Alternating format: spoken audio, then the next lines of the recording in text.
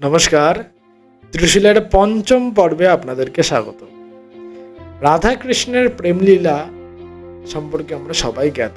ছোটবেলা থেকে সিরিয়ালে দেখেছি, দাদু দিদা বাবা মায়ের মুখে শুনেছি রাধা কৃষ্ণের প্রেমের গল্প। এমনকি কেউ কেউ ভগবান কৃষ্ণকে প্রেমের দেবতাও বলে থাকেন। তো এই রাধা কৃষ্ণের কতটা বাস্তবিকতা, সত্যিই কি রাধা কৃষ্ণের প্রেম কোনো পুরাণ, কোনো ধর্মীয় গ্রন্থে উল্লেখ করা আছে, নাকি এটা পুরোটাই মস্তিষ্ক প্রসূত? তা নিয়ে আজকে আমরা দেবদার থেকে শুনবো। এত বড় কঠিন প্রশ্ন দিলে রে ভাই। রাধা কৃষ্ণের প্রেমের বাস্তবতা এটা নিয়ে বলতে গেলে তো লোকে রে রে করে তেড়ে আসবে আমার কাছে। কারণ ব্যাপারটা হলো যে মানুষ তো সত্য শুনতে বা জানতে বা বুঝতে চায় না। এখন কৃষ্ণকে আমরা কোথায় পেয়েছি, সবার আগে এই প্রশ্নটা আমাদেরকে করতে হবে। কারণ আমরা জানি অষ্টাদশ পুরাণেষু ব্যাসস্য বচনোদ্বয়ম বলে আমরা একটি শ্লোক পেয়েছি। এটা থেকে তো একটু বুঝতে পারছি অষ্টাদশ পুরাণ যে সেই পুরাণের রচয়িতা কৃষ্ণদ্বৈপায়ন বেদব্যাসী। আর সেই কৃষ্ণদ্বৈপায়ন বেদব্যাসী মহাভারত লিখেছেন, এবং মহাভারতটা লিখেই তিনি ক্ষান্ত হননি।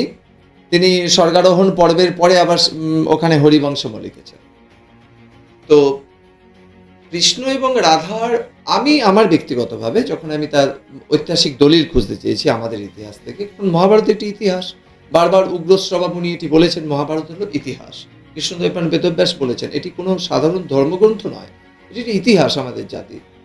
তো কৃষ্ণ একটি ঐতিহাসিক চরিত্র। অন্তত একটু ভক্তি টক্তির দিক থেকে সরে এসে বাস্তবের মাটিতে দাঁড়িয়ে বুঝতে হবে কৃষ্ণ একজন ঐতিহাসিক চরিত্র। তবেই তার কাছ থেকে আমরা আগামী দিনে বেঁচে থাকার রসদ খুঁজে পাবো।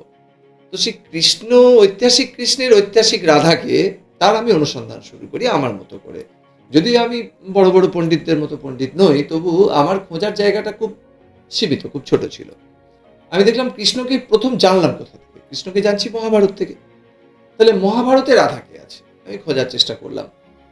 বুঝতে বুঝতে কৃষ্ণের অধ্যায় যখন গেলাম, তো কৃষ্ণের কে আছেন ওখানে, কৃষ্ণের স্ত্রী কারা আছেন দেখলাম। কৃষ্ণের 3 স্ত্রী, সত্যভামা, রুক্মিণী দেবী এবং জাম্ববতী।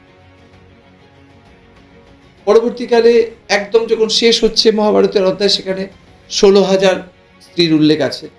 তো সেই 16,000 স্ত্রী কারা না, যারা কংসের কারাগারে বন্দিনী ছিলেন, যারা সেই রমণীরা। এটি একটি আলাদা অধ্যায়, সেটা এর মধ্যে যুক্ত করছি। রাধার উল্লেখ কোথাও পেলাম না। আমার খোঁজ চলতে থাকে, তাহলে কি রাধা কেউ নেই, রাধা কেউ নেই। হঠাৎ আমি রাধাকে পেয়ে যাই মহাভারতের মধ্যে। মহাভারতের রাধা যিনি আছেন তিনি হলেন অধিরথের স্ত্রী, সুত অধিরথ, যিনি ধৃতরাষ্ট্রের সারথী ছিলেন। তার স্ত্রীর নাম ছিল রাধা, যারা কর্ণকে প্রতিপালন করেছিলেন, অর্থাৎ কর্ণের পালিতা মাতা যিনি, তার নাম রাধা। সেই একটি মাত্র রাধাকে আমি পুরো মহাভারত খুঁজে পেয়েছি। আমার খোঁজ চলতে থাকে, তাহলে রাধা এলো কোথা থেকে। আরো অন্যান্য গ্রন্থ, অগ্নিপুরাণ ইত্যাদি, এগুলো আমি খোঁজ করতে থাকি। না, তাতেও দেখি রাধা পাই না। শেষে রাধা এসে পেলাম ব্রহ্মবৈবর্ত পুরাণে। অর্থাৎ যদি আমি তুলনামূলক বিশ্লেষণ করি, তাহলে দেখা যাবে যে মাত্র 3খানি পুরাণের মধ্যে রাধার কম বেশি উল্লেখ পাওয়া যাচ্ছে।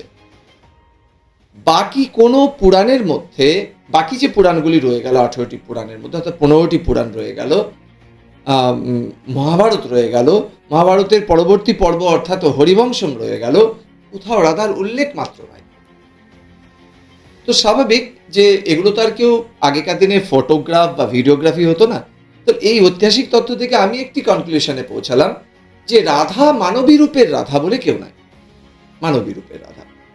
আমার রাগ নিজের উপরে বৃদ্ধি পেতে থাকে যে তাহলে দেখো এই রাধাকৃষ্ণ প্রেম লীলার উপরে আমাদেরকে কত বিধর্মীরা কত রকমের কথা শোনায়, বা বিভিন্ন রকমের ব্যঙ্গ বিদ্রুপের মুখে পড়তে হয় আমাদেরকে। আমার খোঁজ আরো চলতে থাকে যে বিষয়টা কি, এর গভীরে গিয়ে দেখতে হবে। দেখো ভাই, সোজাসুজি কথা হচ্ছে, যদি একটা মানবী রূপে বা বিগ্রহ রূপে রাধাকে যদি খুঁজতে চায়, তাহলে ওই কদমতলায় বাঁশি বাজাচ্ছে কৃষ্ণকেই পাবো, ওই শ্রীমদ্ ভগবদ গীতা বলা কৃষ্ণকে পাবো না। ঠিক সেরকম ভাবে একইভাবে যদি আমরা রাধাকে খুঁজতে যাই ওই মানবীর মতো করে, তাহলে এইরকমই একদম রসগোল্লার মতো রসে টৈটম্বুর করা একটি প্রেম লীলা বা প্রেম প্রসঙ্গ পাবো। কিন্তু বিষয়টা তো হালকা নয়। রাধা এবং কৃষ্ণের বিষয়টা আরো অনেক গভীর, এটা একটি দর্শন। এটি কোনো সাধারণ মানবী চরিত্র নয়, যে জাগতিক কোনো প্রেম নয়। এটা হলো একটি আধ্যাত্মিক চেতনার সর্বোচ্চ স্তর, যে স্তরে গেলে তুমি কৃষ্ণের উপাসক হিসেবে তোমার আর কৃষ্ণের মধ্যে কোনো তফাৎ থাকবে না, তুমি তাতে লয় হয়ে যাবে, তুমি তাকে পাবে, সে তোমাকে পেয়ে যাবে। এরকম স্তরে যখন পৌঁছে যাবে তুমি, তোমার আরাধ্যের সেই জায়গাতে তুমি যখন পৌঁছে যাবে, তোমার আরাধনা এত তীব্র হবে যে আরাধ্য উপাসক এবং উপাসিতের মধ্যে কোনো রকম তফাৎ থাকবে না। এরকম সম্পৃক্ত পর্যায়টা রাধা পর্যায়। এটা একটা দর্শন, এটা কোনো মানবী নয়। বৃষভানুর স্ত্রী আয়ন ঘোষের, বৃষভানুর কন্যা আয়ন ঘোষের স্ত্রী, এসব মন গড়া গল্প ব্রহ্ম বৈবর্ত পুরাণের বা আরো বিভিন্ন জায়গার। ঐতিহাসিকভাবে এর কোনো মিল নাই। ওইভাবে শ্রী রাধিকাকে যদি দেখা যায় তাহলে শ্রী রাধিকাকে অপমান করা হবে। শ্রী রাধিকা হচ্ছেন এর থেকে অনেক ঊর্ধ্বের একটা দর্শন, যেখানে যাবার পরে কৃষ্ণ প্রেমের অন্তিম পর্যায় ওটা। একে মানবী রূপে, দেবী রূপে কল্পনা করা শ্রী রাধার অপমান করার সমতুল্য। তাই আমার দৃষ্টিভঙ্গি থেকে রাধাকৃষ্ণের প্রেম প্রসঙ্গ যেটা আমরা সমাজের মধ্যে প্রচার শুনি বা দেখি বা উপলব্ধি করি, সেটি সর্বৈব রূপে মিথ্যা। এটির কোনো বেস নেই, এবং এর ফলে আমরা শুধু শ্রী রাধিকার অপমান করছি না, আমরা শ্রীকৃষ্ণের অপমান করছি। কারণ যে মানুষটি আমাদের হাজারো বছরের সংস্কৃতিকে টিকিয়ে রাখার রসদ দিয়ে গেছে, যিনি শ্রীমদ্ ভগবদ গীতা দিয়ে গেছে, তাকে কদম গাছের উপরে উঠিয়ে তিনি কারোর ওই স্ত্রীদের, পরস্ত্রীদের স্নান করার দৃশ্য দেখছেন, এরকম চূড়ান্ত নোংরামি যারা বিভিন্ন সাহিত্যের নামে করছে বা আমাদের মধ্যে প্রচার করছে ভক্তিরসের নামে, তারা ক্ষমার অযোগ্য অপরাধ করছে। শ্রীকৃষ্ণের কাছে অপরাধী তো বটে, আমার মনে হয় আমার মতো খুব সাধারণ হিন্দুদের প্রত্যেকের কাছে তারা দস্তুর মতো তিরস্কারের যোগ্য। এটি একটি ভ্রান্ত ধারণা, এর থেকে বেরিয়ে আসতে হবে।